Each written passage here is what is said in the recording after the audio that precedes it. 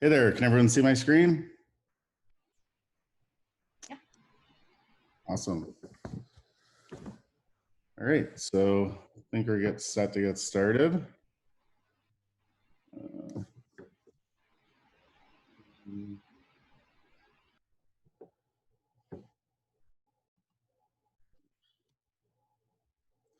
right, cool.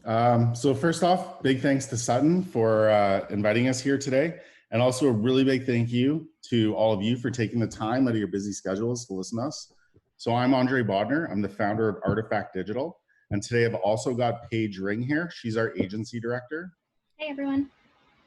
Okay, so I want to give you a brief background on Artifact and who we are. So we're a full service, fully custom digital agency that works exclusively with North America's top performing real estate agents. And we do everything from initial digital strategy like branding, content development, web design development, and custom marketing like SEO, advertising, custom print, and a lot more.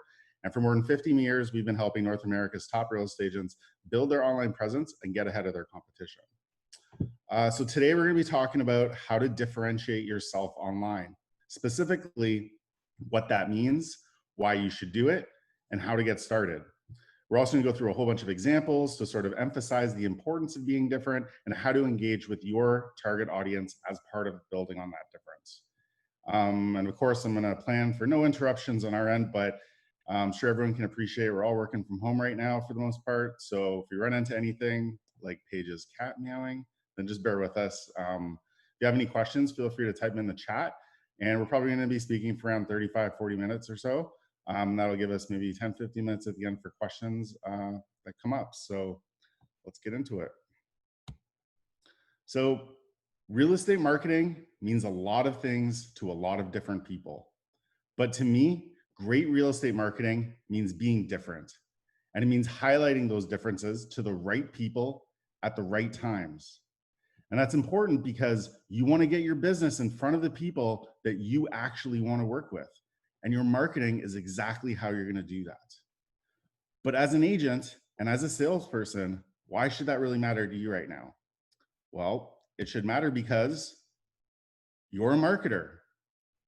Most agents just see themselves as salespeople, of course, and that's what they really are. But probably why they got into real estate sales in the first place is because of that sales job. But there are a lot more than salespeople too, and I'm sure you'll agree, agents are a lot of things and wear a lot of different hats. As an agent, you're a salesperson, you're an accountant, you're a confidant, you're a counselor, you're a negotiator, you're a lot of different things. But a lot of agents don't really think of themselves as marketers, other than posting maybe a recent sold on their social accounts. And missing that marketing hat is definitely a mistake as an agent. You have to think of yourself as a marketer if you want to succeed as an agent. And you have to think of yourself as a digital marketer if you want to succeed in a digital space. Digital leads are not magic, and they're certainly not easy to get. You need to earn them as a digital marketer.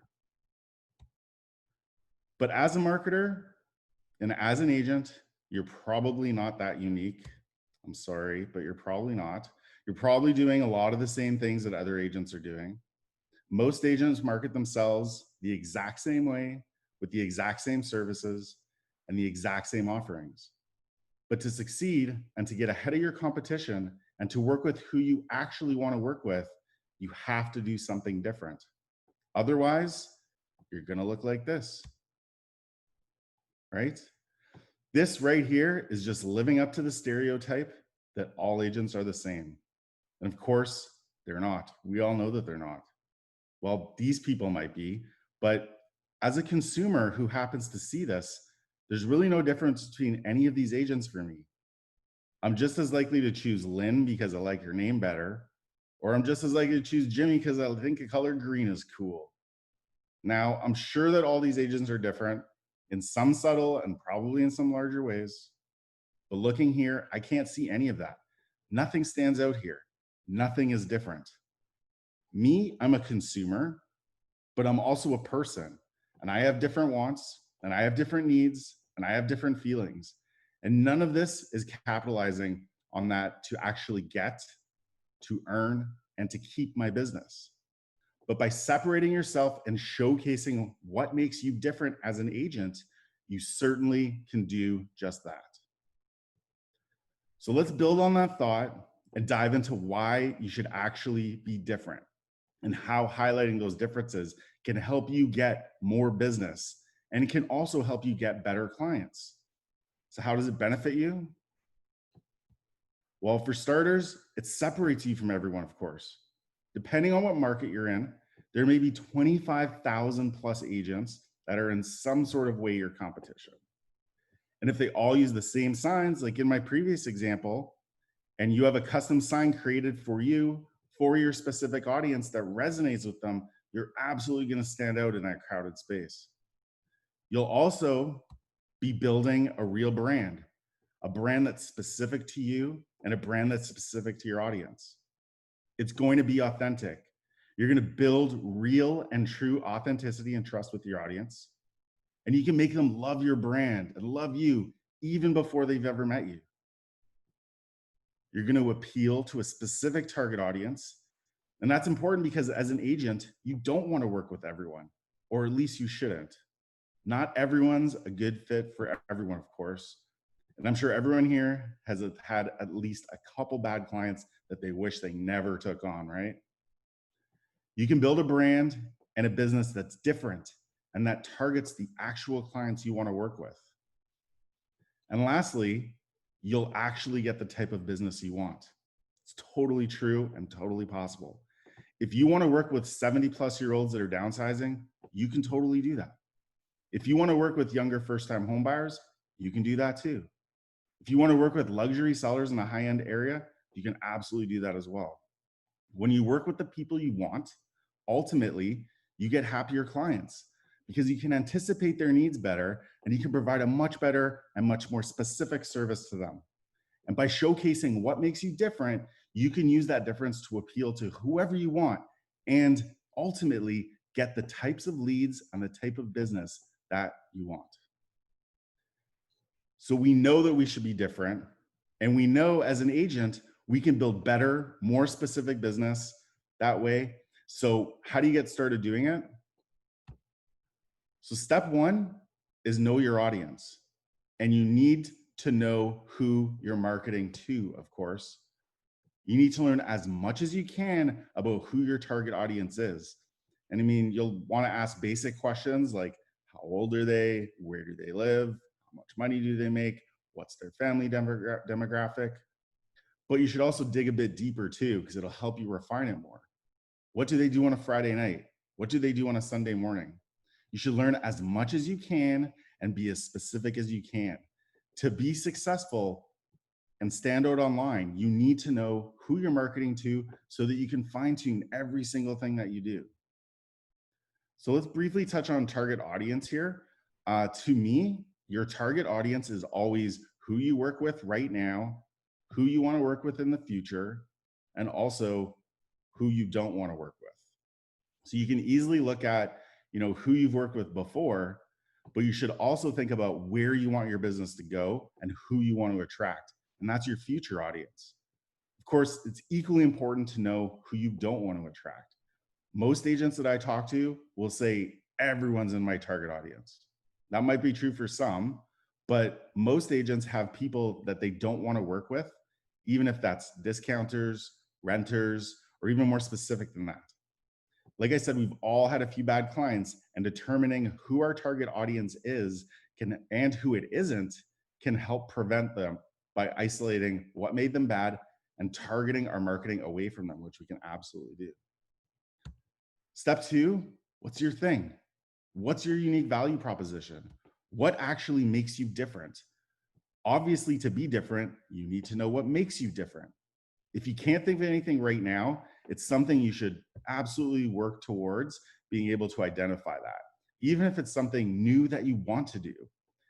Maybe you're tech focused, so maybe you like taking a more hand-holding approach. But understanding what makes you different is key to being able to deliver great experiences to your clients and attracting the type of people you want. But while the first two steps are important, they aren't as important as step three. Step one and two must be aligned with step 3. And that is knowing what your ideal clients actually want. What your target audience and ideal clients actually want is super important. If you're focused on highlighting your differences as a tech-focused agent, then perhaps those 70-plus-year-old downsizers don't see that as appealing to them. They may care more about a face-to-face hand-holding process of someone that will take the time to pick up the phone multiple times a day, not just send a text. But at the same time, some people definitely prefer just getting a text. Understanding who you want to work with and what makes you different needs to be closely aligned with what your audience actually wants, or it just doesn't work and you definitely won't see success. So now that you know why you should be different and how it benefits you, and you know who you're trying to attract and what you're going to offer them, you need to begin making yourself look different. And that starts with building your brand. A lot of agents rely on their brokerage branding completely, and that's usually a bad idea in my opinion for a number of reasons. The most important being, doesn't make you different. You look just like the signs. Branding sets you apart. It makes the people you want to work with trust you and like you, often before they've even ever met you. So I'm going to let Paige get into some examples of real estate agent brands that we've built for a very specific audience that generates the types of leads, clients, and business that these people actually want while pushing away the ones that they don't want. Hey guys. So like Andre said, the best way to highlight how different you are and connect with a very specific audience is through your branding. So we want to ensure you have a consistent look that appeals to a specific target audience. So to be different from your competition, you need to have a niche or an idea, which Andre mentioned, and you need to consistently push that idea out in order to bring in a very specific type of client that you want to work with. So to demonstrate this, like Andre said, we put together a couple examples of brands that we built. And we wanted to show you how they created a brand that differentiates themselves from their competition really very clearly. These two real estate businesses understand what their unique thing is, and they know their audience and who they're targeting, and they know that that audience also shares their same value proposition. So these brands, again, draw in a very specific person, and they push away people that they don't want to work with. So if we look at the first example, this is Milvit's Home Team. So to give you some background, this is a real estate agent in America who is a retired military veteran. He's now an agent that specializes in working with other military vets, usually helping them buy their first home after many years in the service. So to recap, his audience, military vets, his thing, he was in the military and he works only with other military personnel. What his clients want, someone who understands the unique needs of military vets looking for a home. He gets it because it's his thing, and that thing is what makes him different from other agents. So you can see in this logo that the colors, iconography, and of course the name even itself is clearly talking to a very specific person. Before the logo though, we create something called a brand promise, which is an internal piece of copy that can help define your value proposition and really help you set yourself apart from your competition. This is also something that you guys can work on your own. You might want a copywriter to finesse it, but it's something you can start to put together and think about right now. So if we read his brand promise, as veterans and local experts, we believe every successful mission starts with teamwork. And achieving your real estate dream is no different. We pull together to reward your service with ours, providing trustworthy guidance, advice, and support for your next step. So you can see here that we're starting to identify who his clients are and why he's the right choice. In the first sentence, he says, as veterans. He's a vet, they're vets, he's connecting with them on a personal level and demonstrating he understands their unique needs. Successful mission starts with teamwork. Here, what we're doing is using tone and messaging to connect with a very specific audience. The military is all about relying on teamwork to complete a successful mission. Pull together, reward your service. Again, focusing on teamwork and highlighting, rewarding their service, knowing that this will likely be the first time that many of these veterans have owned their own home. We want to reward them for their hard work. So this is just an example of a brand promise or a mission statement. That might be a more common thing that you've heard in the industry, but writing this for your specific brand will help you identify who you want to work with and what your unique differentiator is. So the brand mark in this example is really important. It's a symbol that doesn't just incorporate the M and the V from his brand name. It also references service medals that veterans would receive. The American flag is loosely referenced here with stripes and stars, and it all, of course, works together to set him apart from his competition. This isn't a typical real estate logo, but it does resonate with military personnel. It's something that they would feel familiar with. It's something they would feel connected to. It's even something that they would trust even before they met him. It also looks very different from any other realtor, and that is the most important part. When we carry this branding through his marketing materials, we want to be careful to be consistent. Repeating elements and colors, when you're consistent with your marketing, it really does signify to the viewer that your service will also be consistent. Doing that builds trust with your audience almost immediately. If we look at a specific marketing resource for this brand, we would want to focus on first-time home buyer's guide. Even though the target audience age for a retired vet might be slightly older than most first-time buyers, we know that they were previously housed in military housing, so this would be their first home. The content here is really specific to military home buyers. I'm sure most of the content is fairly generic to first-time buying, but by weaving in anything specifically to that target market, we're really saying to them that this is for them. It makes this buying guide stand out from a sea of other real estate buying guides. So, if you're a retired American military veteran, who would you rather work with? The group of agents on the left with clearly no discernible brand, or the agent on the right whose interests align with yours perfectly? By understanding who we want to work with and creating a brand that's different from everyone else, we can align our value proposition with what our audience really wants. By doing that, we're able to make sure any military vet who needs to work with a real estate agent most of the time is going to choose Milvit's home team over the other competition, hands down. Carve is another example. It's another example of a real estate brand that's done a great job differentiating themselves online. Everything about this brand is geared to a very specific audience. It offers a unique value proposition, and we can see that the agent's interests here align perfectly with his client's interests. And just to give you some background, Carve Real Estate specializes in buying and selling commercial real estate restaurant spaces, not just commercial spaces in general, but restaurant spaces specifically. So the target audience, chefs, cooks, and restaurateurs. Unlike the last brand, I don't know if Carve was actually, a chef in his past life, but because he only works with this very specific demographic, he can focus on their needs specifically. So when we're looking at his logo, everything about the brand, the color, the font, the supporting graphics, the messaging, which we'll look at in a moment, it's all geared to a very specific person. The word carve looks like it was sliced across the top. The color red psychologically makes the viewer hungry, which you might not know as a real estate agent, but as a chef, that's something you know. That's why menus are often red. So this brand is created specifically and directly to talk to someone in the restaurant industry and no one else. It's created to differentiate this agent from his competition in the commercial real estate space. So if we look at his brand promise, we slice through the nonsense to help you carve out your unique niche. We're not here to sell, push, or force you. Instead, we tell it to you straight, handle the details, and make deals happen. We sell restaurants, and with us, it's always well done.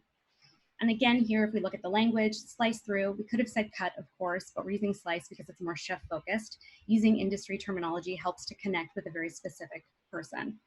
Carve out, same idea, but also it's repeating the brand name, and repetition makes your brand feel more familiar. Well done is the last piece. And instead of saying, what you would commonly say is it's done well, we're using a term which instantly makes you feel like ordering food at a restaurant. So he's carrying this brand message and this idea throughout all of his marketing materials, consistently using things like illustrations of cutlery alongside of a key to signify real estate, all in the same style, and all to reference who he works with, but also he does a really great job of pushing away people who he doesn't want to work with. If you have a commercial office space, you probably aren't going to call him. And that's okay, because he probably doesn't want to do that business anyway. This agent is very different from other agents in the commercial space, and he only works with restaurants, and he's not afraid to highlight that. Because of it, he does a lot of deals in this particular market.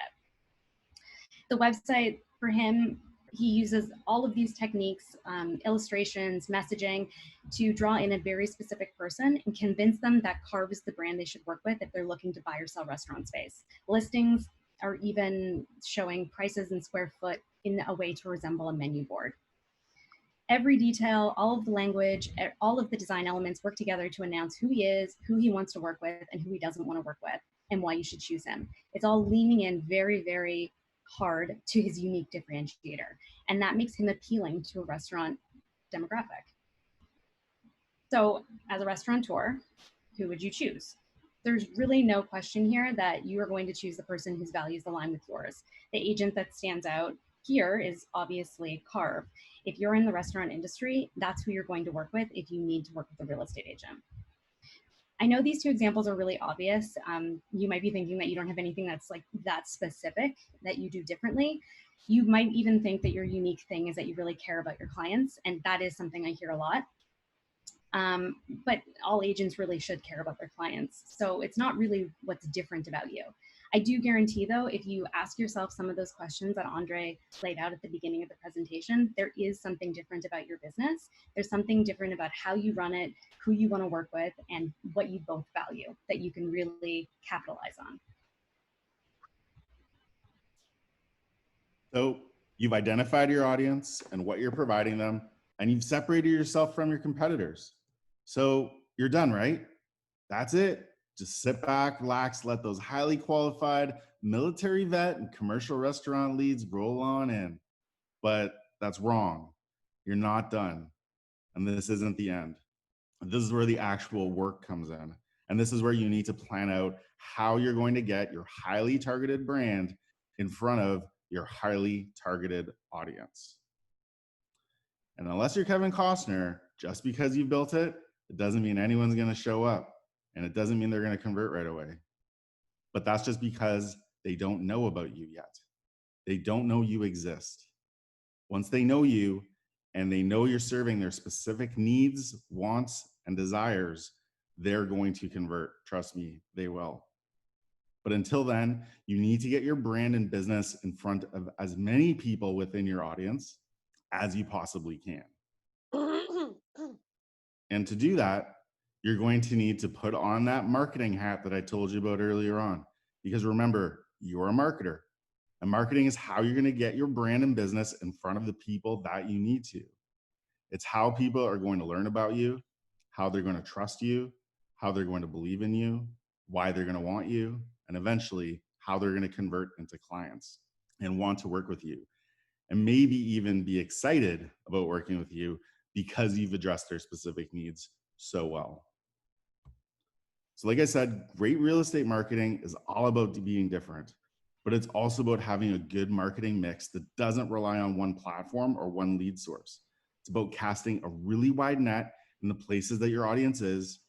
And at the beginning, at least, you're going to want to do that in a bunch of places to determine what works and what doesn't. And then you're going to want to build and adapt your marketing mix accordingly. So let's take a look at a few examples and some places and ways that we could recommend where you start building that marketing mix once you're ready to. So the first step is going to be your ongoing content. And this part is really important. It's super important. Your ongoing content strategy is the content you build out in blog posts, in your website content, and in other places. Your ongoing content strategy is what builds authenticity with your audience. And it's a great way to show them that you understand about the things they care about. And ultimately, it definitely positions you as an authority. You need to plan your content strategy around what your audience actually wants. For example, if I'm targeting military vets and I'm writing content about the top ice cream shops in the neighborhood, they're probably not going to care. And they're definitely not going to see me as an authority on things that they do care about. But if I'm targeting families with young children, my content about the ice cream shops might be a great way to let them know that I already know about all the things that are relevant to them. I'm building authenticity with them. Writing content is an amazing way to build an authoritative brand, but writing content is also hard for a lot of people, even marketers like us. So if you have a website and you want to build a content strategy and you hate writing blog posts, you're not alone. But honestly, I would hire someone to do that. It'll pay you back in a million different ways, and it'll absolutely be worth the investment. And it'll even help in some of the other marketing mix things that you're going to do, because that content person can be leveraged in a number of other ways. Hiring somebody who understands how to write content always pays off. So here's an example of a really great real estate blog. It's for the Brawl team here in Toronto. There's a ton of content. It's regularly updated. And believe it or not, this website gets tens of thousands of page views a day, somewhere between 10 and 20,000 page views a day. Melanie, who writes this blog, has been doing it for many, many years, but her hard work of writing all that content has absolutely paid off for her. For sure, they're getting business from this, absolutely. But more importantly, they're also getting the right type of business, because not everyone's going to like this blog. And that's kind of the point. It's specifically written for the types of people they want to work with and that they work best with. It's fun. The images are interesting. The language is casual. If I was a downtown stuffy corporate lawyer, this isn't going to do much for me. But if I'm a cool, trendy, design-focused marketing or advertising professional, educating myself about the Toronto real estate market, what to expect as part of a first or second purchase, then this is definitely going to resonate with me. So thinking about that content that we just talked about, social media is, you obviously need content for social media as well. Social media is a super easy way that you can highlight how your brand is different from other agents. Social media is all about being authentic, building community, and you want to try and think about where your target market is and meet them where they'll be. So if you work primarily with downsizers, you probably don't need to be on TikTok, but of course you should be on Facebook, and that should be part of your marketing mix. To do social media well, you really need to focus on building community. And to do this, you'll want to be helpful, answer questions, contribute to a greater community. So it's more than just posting your listings. You also want to be consistent. Figure out a social content strategy and a posting schedule and try and stick to it as much as possible. You'll want to post content that your community wants to see. So make sure it's relevant to your business and that unique thing that makes you different. That is what will set you apart from all of the other real estate agents on social media. Of course, remember to also be social, because if you're not being social, then you're sort of missing the point of being on a social network. That means answering people when they comment on your posts and trying to like, comment, and contribute on other people's posts as well. Sure. If we look here, Sorry, go ahead. I was just going to say, this is an example of how to style your social media in a consistent way that's relevant to your brand. It really does showcase immediately when somebody sees it that this is a very specific post that goes with a very specific account. For sure, and especially for all of your marketing material, social included, any potential clients are going to see this as somewhere you're going to be marketing their property. So it's a great representation of that, and doing it professionally, making it look good, can certainly bring in some leads within that audience later. Email marketing is another really important piece of the marketing mix. I know that people sometimes say email marketing is dead, but in my opinion, specifically in Artifact, we use email marketing all the time, and it is certainly not dead. When someone signs up for your email, they're basically opting in to communicate directly with you. Да, ну как ваши дела? Нормально. Мы только что приехали. Куда? Maybe, Yulia, would you mind muting yourself? А, у вас сейчас 15, точно, я забыла. Да, сейчас придут. Но они сейчас сказали, подождите 10 минут, вот мы ждем 10 минут. Ну да, как манго, Кир, вкусная? Не, манго я... Какой я? Я манго съела. А она что ест? All right, there you go. Okay, so again, someone who is signed up for your email newsletter is basically saying, hey, I want you to communicate directly to me. And that's a really big deal for an agent. They might be not ready to transact with you at that time, but if they're willing to have you email them directly, once, twice a month, that's a sign that they are looking to transact at some time. So it's worth your time and effort to communicate with that person. Social channels, could come and go, but you will own your email list. It's basically just your database. A successful newsletter should consist of useful information that is consistently sent and be relevant to your audience. If you can also make it personalized, you definitely should. What I mean by personalized is using the user's first name in the communication. Hello, Paige, or hello, Andre. You can do this by using tags in your email marketing platform.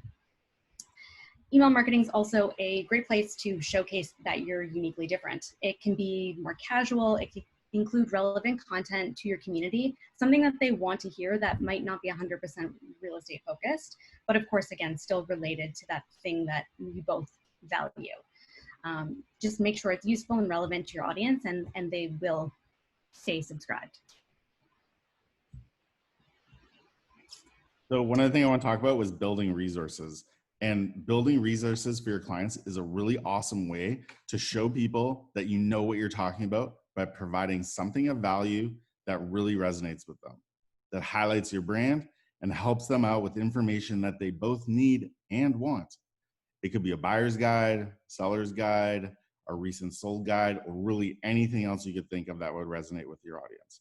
A free resource gives you something to talk about and shows how you do things differently in a way that educates people and builds authority for you and your audience. So this example isn't really real estate related, but at Artifact, resources are a huge part of our lead generation strategy. We have a ton of resources we put together for agents for free, but I think great resources should go even further than that. We provide those resources not just for lead gen, but also because we actually care about agents and we want to help them succeed truthfully. So we provide something of value, our resources, and they provide us with something of value, their contact information. So that's a win-win situation for us, and it helps us get engaged in our target audience. It's also probably the first time that these people would have heard of us. So by providing that, we're positioning ourselves as authoritative and as providing education right from the beginning.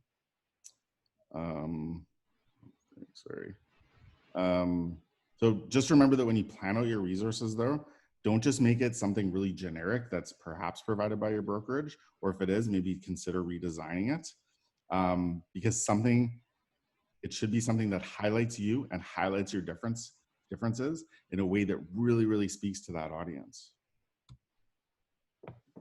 And we want to talk about online advertising just a little bit as well. I know when people hear advertising, they assume that it's going to be very expensive or complicated, but there's definitely a number of ways you can showcase your unique brand and highlight what sets you apart from your competition for free or very little.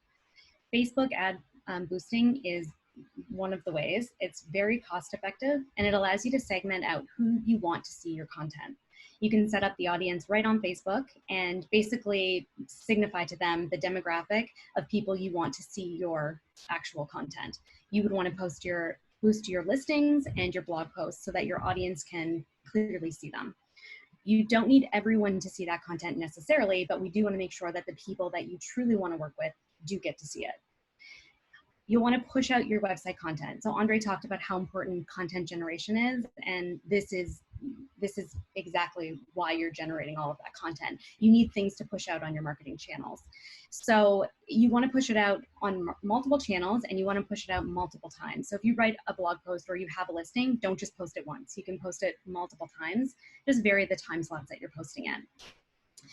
Your newsletter is also a great place to include all of that content, and the newsletter and social posts will all have links back to your website.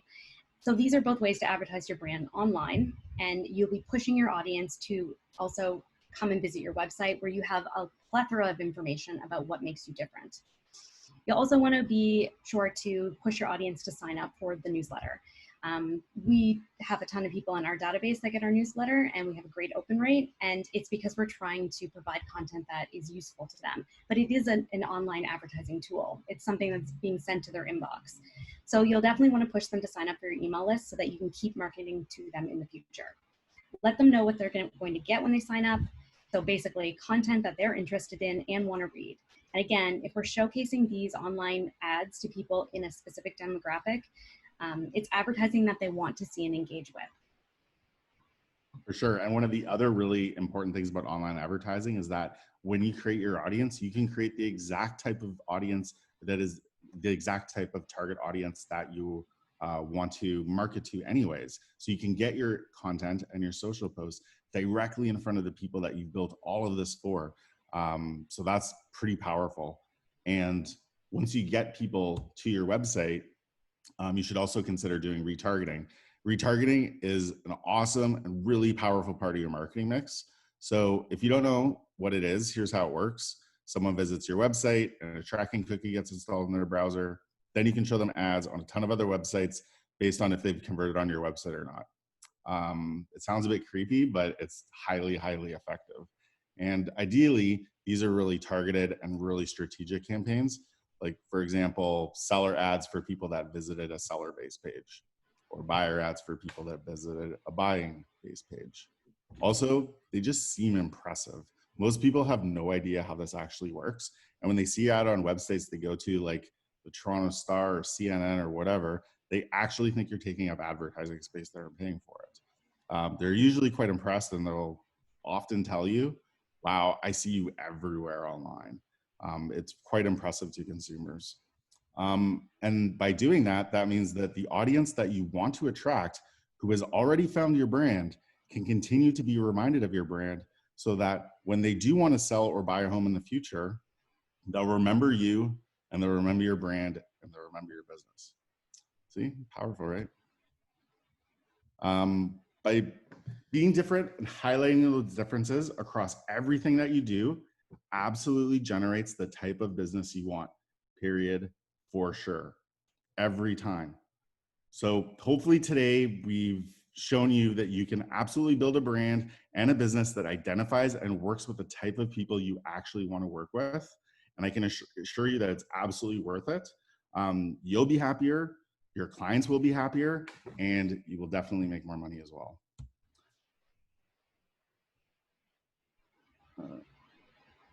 And I just wanted to call out some of those resources I mentioned. If you're interested, if you go to our website at artifactdigital.com/resources, there's a number of things there that are all free. I'm just going to highlight this one, The Ultimate Guide to Real Estate Marketing. It's a version 4. It's 90+ pages of content that I personally wrote myself. There's a ton of stuff in there that can build on this, help you identify audience, build on some sort of basic marketing techniques that can help you succeed in a digital space as we all make the push to digital even more now. So that's it. Does anybody have any questions?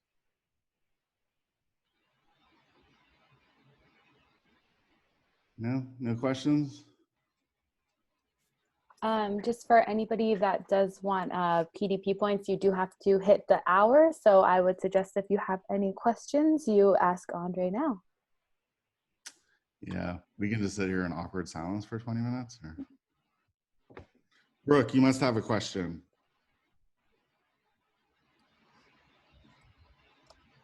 Oh, I'm not sure. Let me think. Anyone else have a question? Maybe specific to your own real estate marketing? I have a question. When you're marketing to seniors, you mentioned obviously Facebook. Are there any other sort of ones that you specifically would recommend or not recommend?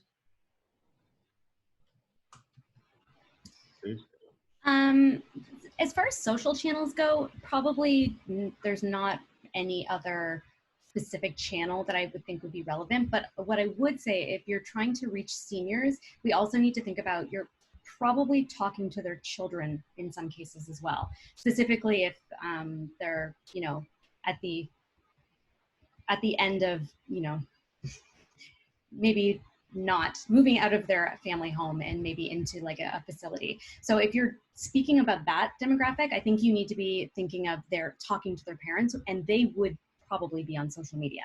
So you could find them on LinkedIn, they would be working. So that would definitely be a good place to reach them. But when you're talking with the senior market, I'd also say that the content creation is really, really important. A lot of times people are doing research before they make those decisions, a lot of heavy research.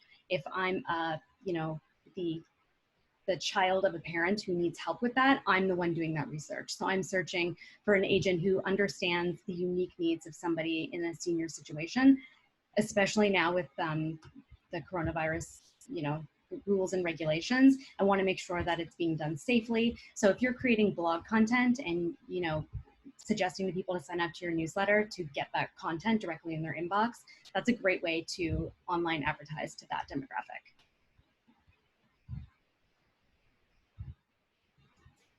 Hi, this is Tony here. I got a quick question.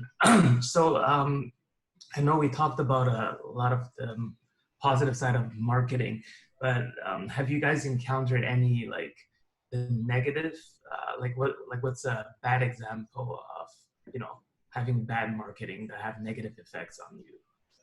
Sure. I I would say right now, in terms of something being timely, I think when the whole coronavirus thing started in March, April sort of thing, I think a lot of people put out a lot of messaging that was a bit tone deaf.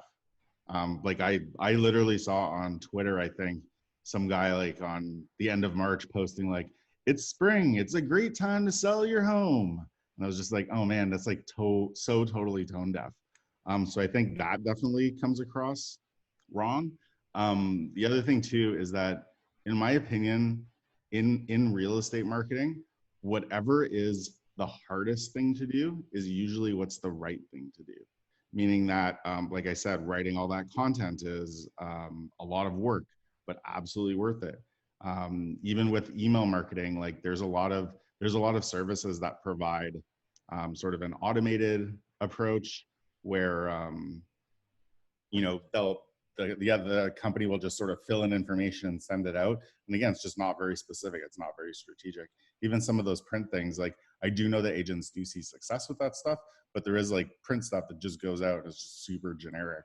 So I think the more generic you are, I guess the bigger net you cast in terms of the types of clients you'll get. But by narrowing down who those clients really are, and focusing your advertising around that and your marketing around that, you're more likely to do a much better job around. Okay, and just to touch on the second part, you spoke about the like the email portion. What's your take on having those like the email blasts that people send out weekly or like say bi-weekly?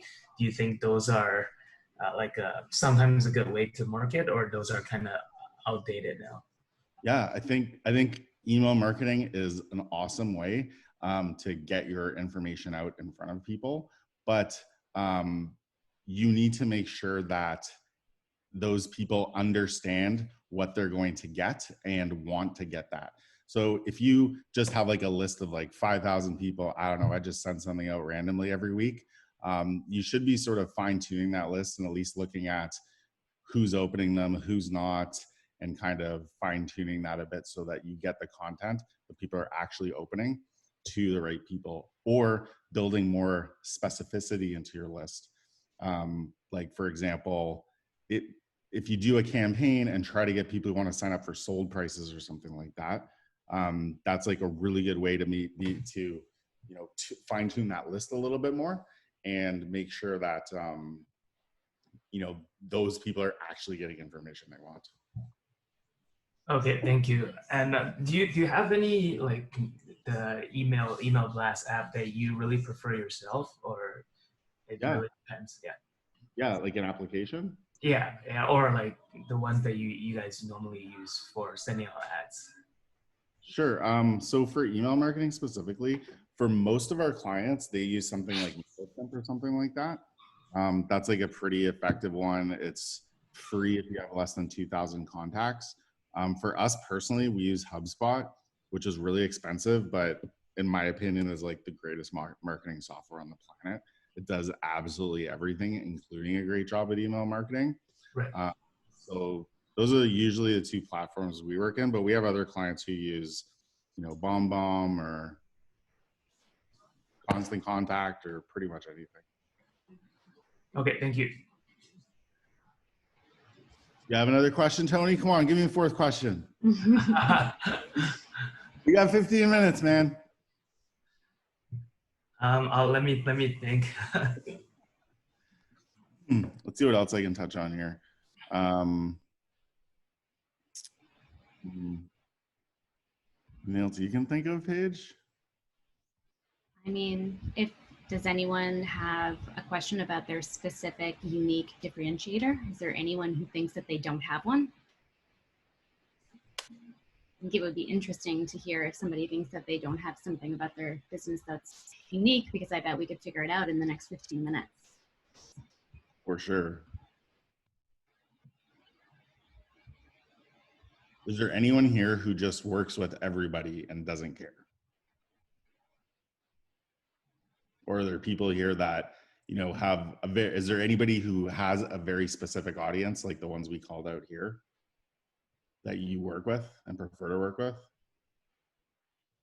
No? Does anybody work with like seniors, like the senior example, or work primarily with overseas buyers or anything like that?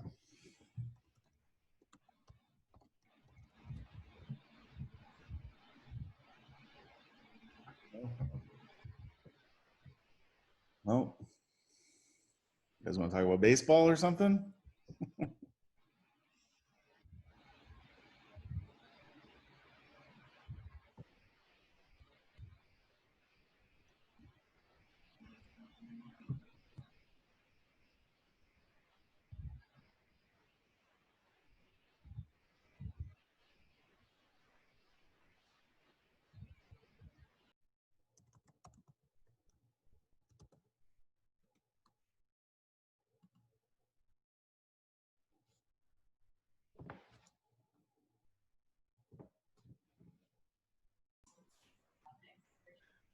Bill, thank you. So Bill said, what's an example of people you don't want to work with? That's a great question. And I'm going to say that, like I said, a lot of agents that we talk to, when we first talk to them, they'll say, I work with everyone. And I'll say, okay, great. Do you work with renters? They'll say, no, I don't work with renters. Okay, do you work with first-time home buyers? No, I don't work with first-time home buyers. They're kind of a pain, or whatever it is. But even just narrowing it down a tiny bit can help, because the whole point of what you're doing in terms of your marketing, in terms of your website, in terms of all of the marketing efforts that you're doing, is to not just attract, but also push away. So an example would be, let's say I work in a specific neighborhood. If, let's say I was working in a neighborhood in Vancouver, if I was working in a neighborhood in Vancouver exclusively, and when you came to my website, there was a huge image of the downtown Vancouver skyline that sort of picked up all of Vancouver, then I'm attracting everybody. But if I put a focus image that is something specific to that neighborhood, then I am narrowing that down that considerably. And I'm probably pushing away people that don't want to be in that neighborhood. And I'm building authority and authenticity with people who do want to be in that neighborhood, because it shows that I know what I'm doing. Make sense, Bill? Do you have any idea how much it costs to be the first website when somebody does a search on Google? So the thing about a Google search is that when you say I want to be the first result, pretty much one of the most important things to say is, what do you want to be the first result for? You can't just be the first result for everything. You need to sort of fine tune what you're going to show up for. And also you need to ensure that people are actually searching that. A lot of people will try to rank on Google for words that they just think people search, but they don't actually know if they search those words. So it's really important to determine that people are actually searching the terms you want to show up for. If there is a company that tells you, no problem, I can get you on the first page right away for whatever, or for these specific terms, they are probably lying to you. To get on the first page for competitive real estate terms is very difficult and takes a long time to do. But the best way to do it is through your content strategy, which I talked about before, which is another important part of having a content strategy. So if you want to rank on the first page for, let's say, best real estate agent in Vancouver, if somebody asked me that, I would say, first, you prove to me you're the best real estate agent in Vancouver, and we're going to make a content page about that. And we're going to highlight what makes you the best agent in Vancouver. Then we're going to build on that through links and through other content we're writing to build up the importance of that page. That is probably that is like the way you would go about ranking for those. There's also something called domain authority that's very important. So your domain authority is out of 0 to 100, and it determines how important your website is in Google's eyes. And Google is going to give better search results to websites that have the highest domain authority. At the end of the day, when somebody performs a Google search, Google just wants to return the best result for them. If you try to trick Google into showing up on the first page, you can do that, but it won't be for long. And then Google's going to penalize your site afterwards and your history. It's also not just that. I mean, if you do pay to show up on the first search result and then the user clicks through and you haven't, proven that you are the best realtor in Vancouver, the user is not going to convert. So you've wasted your money. So really that content strategy is so important because you do want them to see right away that you are what you say you are. So I would say that regardless, even if you can pay somebody to get you, the first search result for a specific term, you do need to prove it on the other end as well. For sure. And Catherine asks, what's your advice when marketing to overseas versus local? Do you have any background on that? What are your thoughts? Catherine, do you mean that you're marketing to someone overseas to purchase in a local market here? Is that what you mean? Not sure if that's the case. If you're marketing to someone overseas digitally, I mean, you can definitely go a long way with content strategy to explain to them why you're the expert in this local area. You can also explain why you're the expert in their market. So if you understand both markets, that's definitely a unique differentiator.